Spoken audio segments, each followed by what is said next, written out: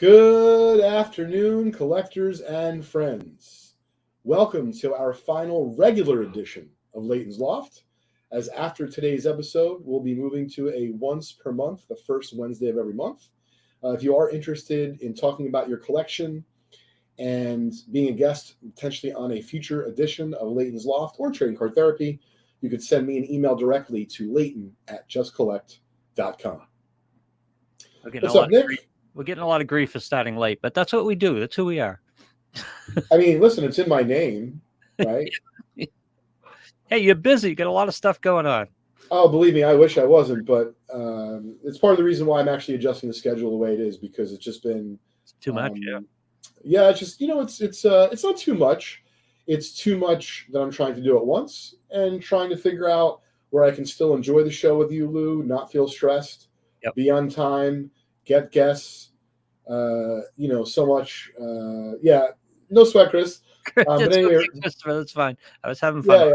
Yeah, we're all good. I mean, listen, Lou and I are talking about bald spots and women before we get on camera today. So, I mean, guys, it's all good. We don't take ourselves too seriously here. We don't talk about my bald spot. That's one. We don't talk about that.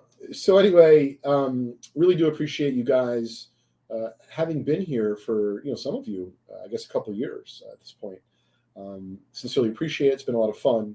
And we're going to kind of get right down to it. So in a few weeks' time is the Philly show. So make sure you check out the details for that at the Philly show. I can move more in the center here. At thephillyshow.com. We'll be set up there. We'll be buying as well as exhibiting and having things on display for sale. So I'm looking forward to that very much. There is a show in North Carolina next week. A buddy of mine just told me about it. I'm curious if any of you out there are going. If so, let me know. There's an outside chance I might be going there with my buddy. And as far as where in North Carolina? I think it's Raleigh, but I don't have my phone in here. Raleigh's nice. North Carolina's nice. Yeah. I looked up the weather because I was thinking about going to Florida that weekend, and even though it'll be nice in Raleigh, it'll be nicer in Florida. But regardless, it'll be warmer than it is here. My buddy just came in to help us out for a little bit, and he was dressed in like a parka. And definitely book for Strongsville, Daniel. That's gonna be a good show. I'm not exhibiting in Strongsville, just gonna be attending the show. So that should be a good one. So as always, lots of stuff going on in the hobby. And Lou, I'm not sure if you're aware, but today is Topps 2024 Series 1 release day. Oh, no, I did not know. Yeah. That's a nice Valentine's Day present. Absolutely. I have my son tonight, so him and I are going to be going out to dinner. I'm looking forward to that. It should be a lot of fun. And he took all these cute little Valentines, like where his school district, they're very strict. You can't give out candy. You can't give out anything of substance of any kind. And you have to make sure everyone gets at least one. Yep. But we did that. His mother and I worked together, and he has like a little pack of, it was like a pencil, a sticker, and all that kind of good stuff. So yes, happy Hobby Valentine's Day. Topps release day is all wrapped up in it. I think that was smart of them to do that. Yep, I think so too. What's shaking, Preston? What's up, Tom? So as part of today's show, I wanted to share with you one of the ways that I'm, I guess, evolving as a seller. And it'll be fun to talk about as well as show you some of the cards. So I was talking with the gang yesterday. We're all creatures of habit, professionally, personally. And it does take quite a bit sometimes to break that habit. And one of the things that I promised myself this year is, to be a little bit more open-minded in regards to selling on and across different platforms. So we're now enrolled in eBay Live. Look for our first show coming on eBay Live soon. We'll keep everyone posted. Number two, we'll probably be a little bit more active on Facebook across Just Collect and Vintage Breaks, as there's a lot of communities that are focused on buying and selling. However, this is a credit, I guess, kind of like Jeff Wilson, the Sports Cards HQ or Cards HQ, in regards to how they're talking about live selling, revolutionizing the industry or hobby. That's neither here nor there in my opinion. But what I'm suggesting is, for example, and you're going to see that in just a few minutes, Luke, I got about, 40 or so graded cards here, probably about $20,000-ish worth of material. Each and every card is priced out. They range from 06s all the way up to some signed cards from 61 Fleer Basketball. And I thought it would be fun today to show everyone one of the things I'm going to be doing this year as far as selling in a new style, Lou. Yep. So what I plan to do, not so much maybe on Leighton's Loft or Trading Card Therapy, but I plan to go on Instagram maybe once a week. And in a similar fashion, gang, I'm going to show off a group of vintage graded cards that I have for sale. They'll range from 100 to 10,000, per card. And they're going to have an asking price on each card, which is the price I'm going to put it on eBay at. Keep in mind, I'm aware, you're aware, the whole hobby community is aware, eBay charges a fairly substantial fee. Yep. And so it's not exactly 15%. It's marginally a little bit less. When you factor in the cost to take payments and stuff, it's probably right about 13 or 15%.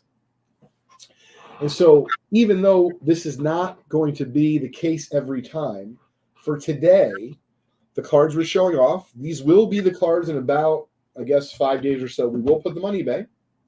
These will be the asking prices. Mm-hmm. Keep in mind that if we sell them on eBay, I will have to incur the eBay fees. Right. I guess it's not necessarily. Hey, what's up, Michael? What's up, James? I'm not going to only incur the eBay fees, but the PayPal fees, so on and so forth. And so, like I said, I might bet you it's going to put my fees at a solid 13 to 15%. Right. Then keep in mind, Lou, if folks who are watching the show today want to buy a card, they're likely going to pay us. I'm happy to take check, but they're likely to pay via PayPal. Right. In which case, we're going to lose about another 3%.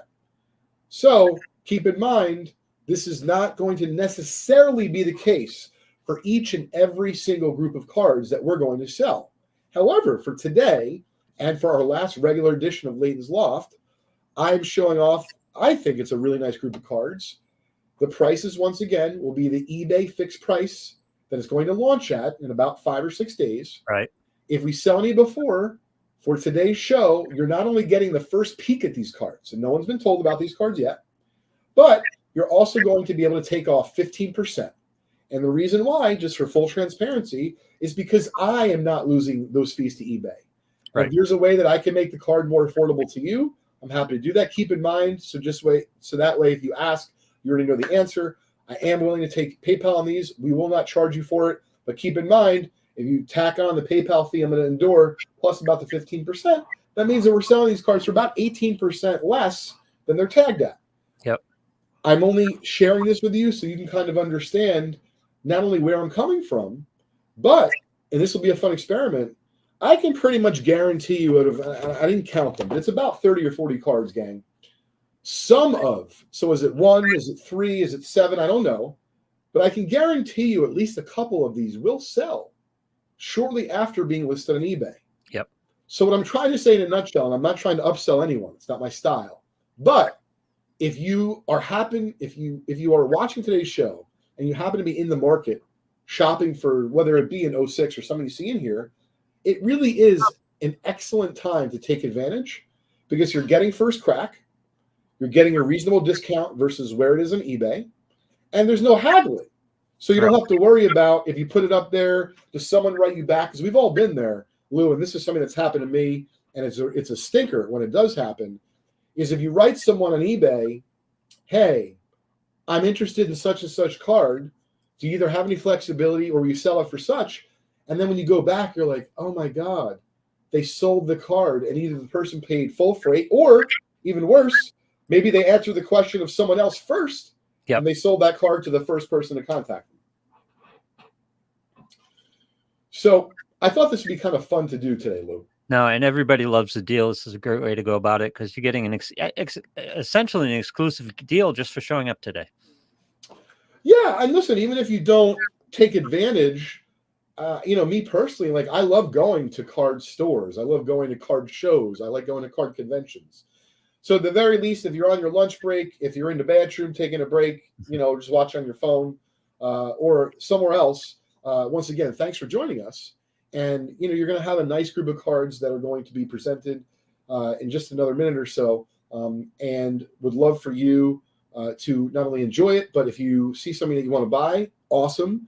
And if you are a little bit tight on your budget and you only want to trade, but you don't want to say that in the chat, not offended, drop me a line. email me direct, Leighton, Leighton at justcollect.com.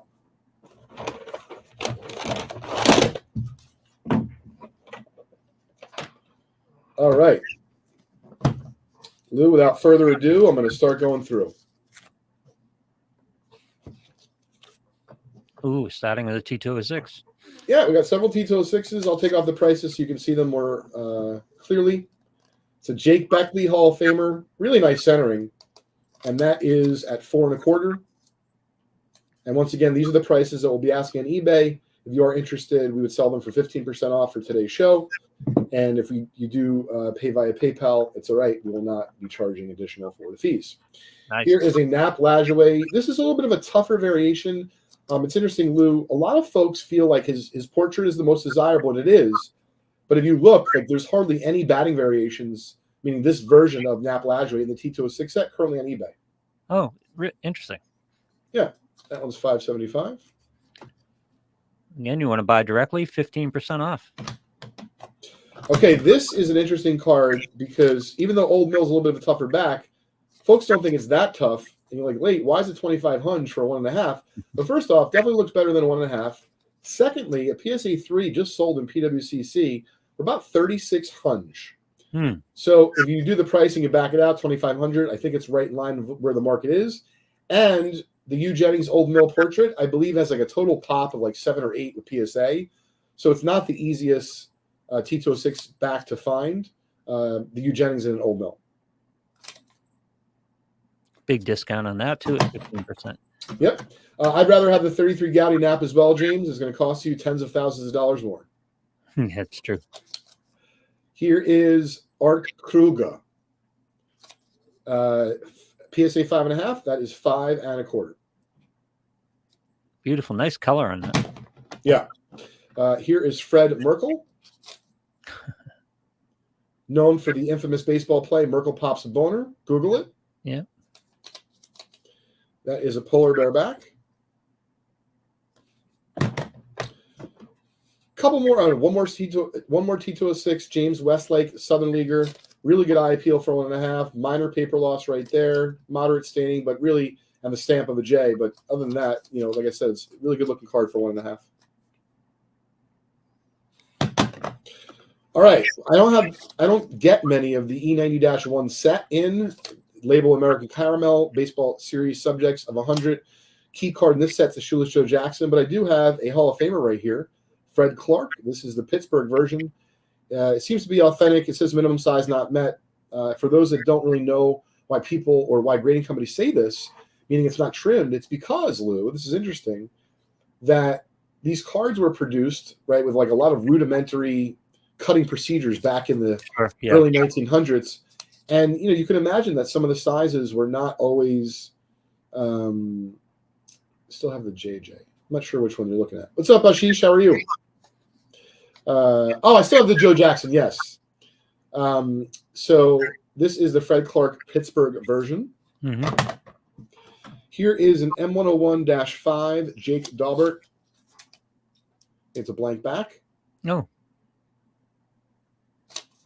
$250.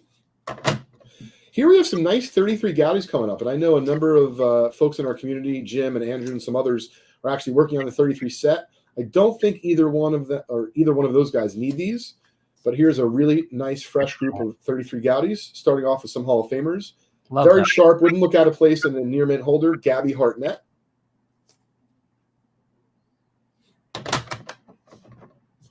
Archie Vaughn, PSA 6. Nice portrait. Another Hall of Famer, Earl Averill, PSA 6. Very well centered. Mm-hmm. Love to know in the chat, if you guys had, unlimited income, what vintage set would you start? Really? Chuck Klein, former Philadelphia player. I'm thinking of 33. Where would you go?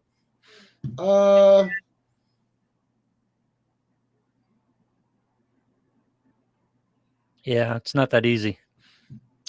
Well, because I'm thinking about all the great issues, and I think like I'm thinking about like what I would buy in terms of the highest grade. I might buy like the best turkey red set in the world, because the Thai Cobb turkey red in high grades and it costs you well north of $100,000, maybe hundreds of thousands, depending on unlimited money, 14 Cracker Jack said sure. Oh, that's true. Yep. But I don't want the whole set. Like I love the way every single card looks in the turkey red set, and I'm not knocking the Cracker Jack set, Daniel, but every card in the Cracker Jack set has a red background. I don't need 144 cards with a red background. It's just weird. I don't know. Some old Judge, James. All right, so that's Chuck Klein. We're moving right along here. Now we're getting to some low number 33 Goudies. Muddy Roll. Always like this card. Catching uniform. Yeah, it's nice. So for baseball, Chris says he would go for a 40 set if money's owed to object. He'd also go after the 84 star for what he regards as MJ's true rookie. It's interesting. Just sold an 84 star Michael Jordan BGS 8.5 privately, and I just made some content this morning before I shipped out the card talking about the true rookie and the whole spiel. So anyway, that's Money Rule, low number. Steven says 52 tops, and to be fair, you need the money for 52 tops because a quarter of the set are high numbers, and those high numbers, even common, sell for hundreds of bucks in low grade. Yeah. Another low number. Let me change the question to unlimited money. What card? Well, if you said to me unlimited money, but it could be cards and memorabilia, I realize it's probably, out of my realm, out of my possibility in my lifetime. But man, years ago, my second job before I started Just Collect almost 20 years ago, I worked for Leland's. Shout out to Josh, may rest in peace, and Hef, the rest of the gang there. But this is before a Babe Ruth flannel was worth millions of dollars. They sent me home after a Philadelphia Valley Ford show or Fort Washington show. We had a Ruth flannel on display, and we had some other things. I went to my buddies after. We had some drinks. We took some pictures in the flannel. I still have pictures of me in the Ruth flannel. In the flannel. That's where I would go. Yeah. If I wasn't drinking in the Ruth flannel. Yeah. But I would absolutely love to have a Babe Ruth jersey in my collection. James says a J5 Leighton signed photo. That's nice. Oh, it's very. Listen, Valentine's Day, maybe your dreams can come true. Did the auction house know you were like wearing the flannel? Did that ever come out? I think I told Hef later on over we were out for a company dinner or we went out to lunch a lot as a company. It was a lot of fun. Yep. And hey, tell us something crazy. I'm like, well, guys, now that we've sold the Ruth flannel for a record and there's no problems, I was wearing it after the show. And they're like, what do you mean? What I mean is I put it on and I buttoned it up. They're like, no, you didn't. And Josh would get really upset. He's like, Leighton, change the subject now. I'm like, okay, guys, I was just kidding. This is what I would theoretically do. And Hef knew I was dead on balls telling the truth. It sounds like a Will Ferrell movie. It really does. Sounds like the basis of a Will Ferrell movie. But I mean, the joking aside, you understand, Lou, it is special to do that. And I realize you may not be able to do it anymore as a value. But for Christ's sake, I'm a huge baseball fan. Oh, I'm doing it too. Yeah, there's no doubt about it. I think my two friends did it also. They might not have buttoned up because I think they were worried. But one of the guys, his name was Mark. He wasn't a baseball fan, but he appreciated history. He knew. He's like, I got to put this on. Yeah. Well, there's a storyline in the movie. You button it up and a button falls off.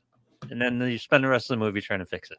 Trying to find the button, or we've all been in a precarious situation, in a car, right, or a restaurant, and your key drops under a seat cushion. Can you imagine I would have lost the button, or if I didn't even know, and I brought it back, and Hef's because I can hear right now. This is what he would say: "Ian, get in here!" And generally when he was doing that, it wasn't for good news. No, right. But they started to F with me later on because I would start to know it would be not good news. So they would do that. I would come in pencil in the ear, notepad ready. I'm like, all right, guys, what do you got? They're like, no, wait, sit down. I'm like, what? You just scream my name like you're about to die. Yeah. Like, yeah, we want to get you in here. Good job on the deal you just did. I'm like, oh, that's wonderful. Thank you. By the way, that does a number on your nervous system. Oh, yeah. No, here we call it, in this media group, we call it the tickle and slap. Interesting. All right. I never heard that. Called into the meeting, you get, oh, good job on this. Yeah. And then yeah, exactly. But yeah.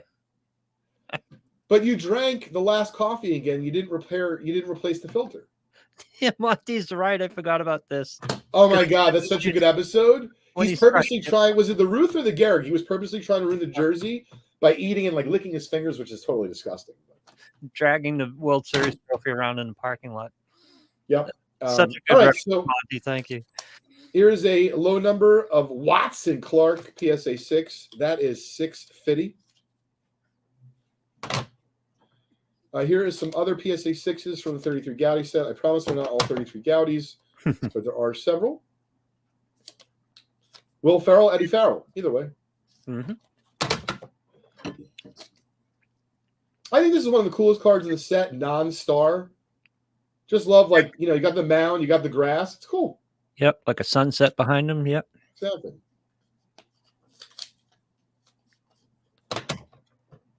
Hope the artist made some money for these because they're good. Low number. As you guys are tuning in here, we will do 3 prizes today for the last episode. 3 separate spots at vintagebreaks.com we're giving away. First place will be a 1955 Topps set spot. Second place will be a 76 Topps baseball. And third place will be a 76 Topps football spot. Tony Lazzeri, part of Murderers Row and the 27 Yankees. Not that many Tony Lazzeri Gowdies available on eBay. Don't know what the scoop is. Here's another Yankee great, Charlie, Red Ruffin. Wait, I wanted to ask this in the chat. Tell me your favorite commercial from the Super Bowl. Oh, yeah, that's a good one. I will go first, even though I love the Duncan. Yeah. If I'm not mistaken, Vince Vaughn did one with Tom Brady and how he already won enough. It was for gambling. Caesar's Sportsbook, yeah. I think so. Yeah, I think in terms of a piece of memorabilia, I absolutely would love a Babe Ruth flannel. I'll show it off on social media. I have, I bought it from Leland's many years ago. I wouldn't use this if I had unlimited money, but I just think it's a super cool item I bought for a reasonable price. I have a bench from Fenway Park. Do you? In 1912 or 1914. Yep. Yep. I have some infield dirt from Fenway Park that I collected during the 99 All-Star game. But interesting. Yeah. I agree with you, Stephen. Most commercials were not memorable, but they still have us hooked to be paying attention to them, is my point. Yep. It's one of my favorite parts of the Super Bowl, the commercials. Oh, absolutely. And the Dunkin' commercials were just out of control. I don't even drink coffee, but they were highly enjoyable. Because the thing is, like Ben Affleck, Matt Damon, and Tom Brady, it's like realistic seeing them hang out. Like you could believe that. Oh, God, yeah. Absolutely. All right, we're going to fire through the rest of the group. So I realize I'm kind of talking away here and it's going over. Lloyd Wayner. This is, if you don't know it, it's not like a set that I have to have, but I always have a type card from this set. Batter ups, if you're not familiar with these, you imagine how difficult it was to keep these intact, Lou. I know, these right? Were given out or sold as, not given out. They were sold as almost like cardboard toys to kids. Right. They should fold over and pop up.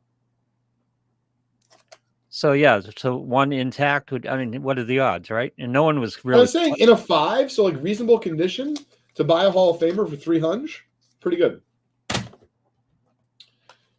Here is a pair of Z-Nuts without coupons. I want to see how SGC graded these, 4 and a 5 respectively. They're just cool cards. I like Z-Nuts. Oh, the Jennifer Aniston not remembering David Schwimmer was really funny. I do remember the T-Mobile commercial for the Super Bowl. Oh, interesting. I didn't realize that they block commercials in Canada. I didn't know that either. Here's a very popular Babe Ruth card from the 50s from the Look and See set. Look at that. Love that. Smiling Babe. Yep. Posted this on Instagram recently. A lot of folks, Lou, think that we only buy like entire collections. Someone hit us up, said, "Do you buy single cards?" I thought it was a trick question. I'm like, yeah. He's like, "Well, I have a really good one." Great. What do you got? 54 Bowman Ted Williams. I'm saying it's the fastest deal I ever did. It was like 11 seconds. He emailed me the photo. I told him I could pay. He's like, "Great. How do I get it to you?" I told him. Got the card. Paid him that day. Done. Nice. That's the way it should always go. Yeah. Nice card. One of the coolest short printed cards from the 1950s. Short printed. So a limited number? Yes, because of contractual issues. They pulled him early and they replaced him with Jim Pearsall. Oh, yeah. Pretty much the same thing. What up, Nick? It's a very nice looking 65 mantle in a 2. Oh, I like it. It is nice looking for a 2. Yeah. This came from one of the members of the Vintage Breaks community. I think this is Brian B. We made a trade, and he traded me a bunch of graded to trade up to. He just traded me for my 66 Philly Dick Butkus rookie PSA 5. This was part of the deal. Nice. The more I think of it, my nostalgic set would be the 68 tops. I think I'd complete a 68 top set. I thought you were going to tell me 69 basketball because you had all those cards. I had no. It's not nostalgic. Okay, just playing with cards, and now it's painful. I know it's painful for you.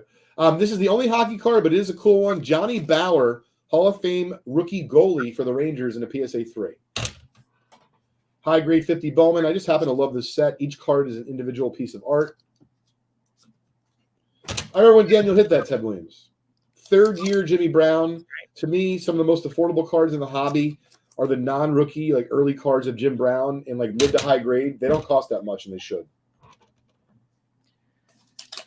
Leighton, do you feel PSA has been tougher lately or more inconsistent with grades?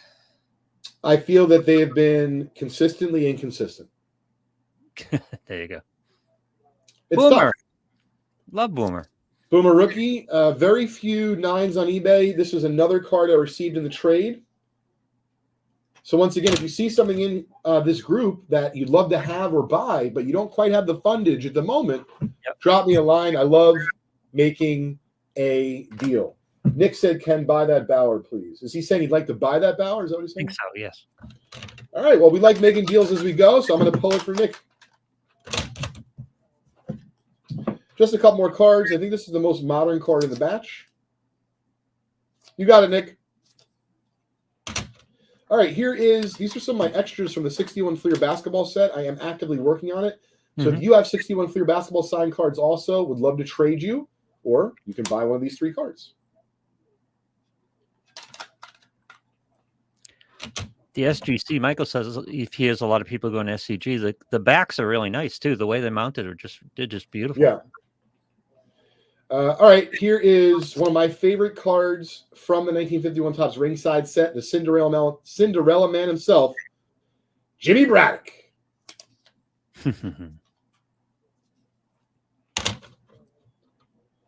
Monty's money would be spent so fast. Like if he won the lottery and Darcy didn't get control of it, I'm pretty sure his money would be gone in 72 hours, all on sports stuff. Like in between the lottery office and him getting home. I don't think he would get home. I think she would have to accompany him. And here's the last few 51 ringside, just a smattering of some, I guess, 7s, is it? Yep. All right. So that took a little bit longer than I thought. I appreciate everyone's patience. It looks like the Bauer's spoken for. I'll handle that with Nick. If anyone else is interested, as I mentioned in the chat, please, of course, drop me a line. I'd love to do some business with you. Lou, that's all I had to show off individually for today. Yes, sir. And with the last couple minutes here for Leighton's Loft today in our last regular edition, I wanted to thank you folks for not only participating in Leighton's Loft, but really, I thought back to the last several years. It's been up and down like anything else in life. And I don't just mean personally, right? Excuse me, professionally. I mean personally, not just for myself, but John, J5, with his family and everything he had to deal with, COVID in general. And some employees who wish still were here, but one reason or another, like JK, he's working on his video games and figuring out how to code, and of course we wish him the best. Some others as well, but really I wanted to make sure everyone understands, because there's not a day that goes by where I don't realize that it's not me just buying and selling cards. There's so much more that goes into this, as far as everything top to bottom, opening the office, shipping, handling phone calls. I mean, even just doing things like Leighton's Loft. Look, Lou's been doing this with me for several years. And I'm very appreciative. I'm very grateful. And I do feel that for all of this, that this particular spot, this moment in time, is very special. And it's going to pave the way that we move in the future, in the hobby, outside the hobby. There's so many folks from our Vintage Breaks and Just Collect community that I now confer with regularly through email, through text, on the phone, at card shows. Thank you. I appreciate it.